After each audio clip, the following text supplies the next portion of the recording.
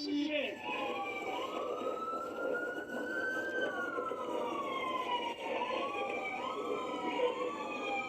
Fecha muito de abdomen. Fecha muito de abdomen.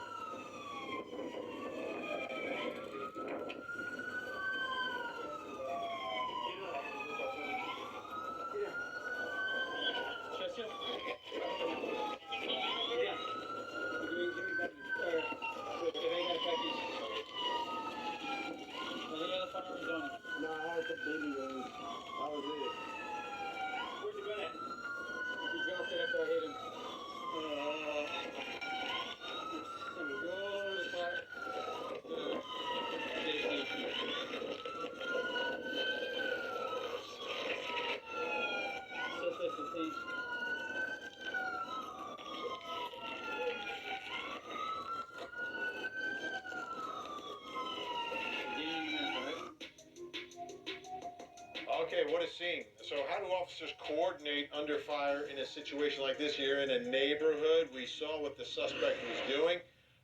Lance, I'll begin with you. Now, first of all, remember, he came back to the scene of a domestic that he had left. So those officers have a lot they're processing. You have to train them under extreme stress. You have to train them under extreme stress to not only think, to function, to perform very highly technical activities, but then you have to teach them to go into that life-saving mode. This, by the way, is the exact training that was criticized by ignorant police critics called warrior training. You train them under extreme stress so they will perform incredibly admirably like they did in this case. K.D. Johnson, your thoughts about coordinating a scene like this? There you see the suspect, middle of the street, firing at officers. You know, they handled this situation great. You have to communicate with each other in situations like this because it's highly stressful, as Lance mentioned. So you have to get to cover and concealment. You have to watch out for innocent bystanders to make sure when you fire a shot that you do not hit someone innocent. So you have to continue to move, and you want to try to keep the suspect in the center, right? You know, we call it slicing the pie. So you keep him in that situation where the officers will not shoot and hit each other or any innocent people. So you see, this is a very active situation where you had people running. So the officers had to watch out for those people as they were trying to capture him. So they did a great job in doing what they did. These things aren't pretty, but your training has to come to play when these things happen. And Lance Lewis, so the other part of this is you're responding to a domestic situation. And covering concealment, this suspect is taking advantage of the vehicle to try to get the advantage on the officers.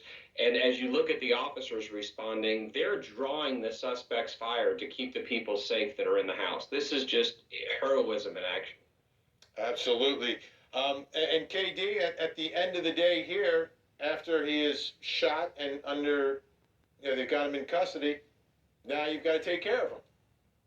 You know, and police officers are often criticized for not doing what these guys did. They did a superb job. They helped apply pressure to the wound, and they made sure that EMS was on the way because we're not doctors. We can only do what we can do, and that's to try to stop the bleeding, even when this person tried to kill you.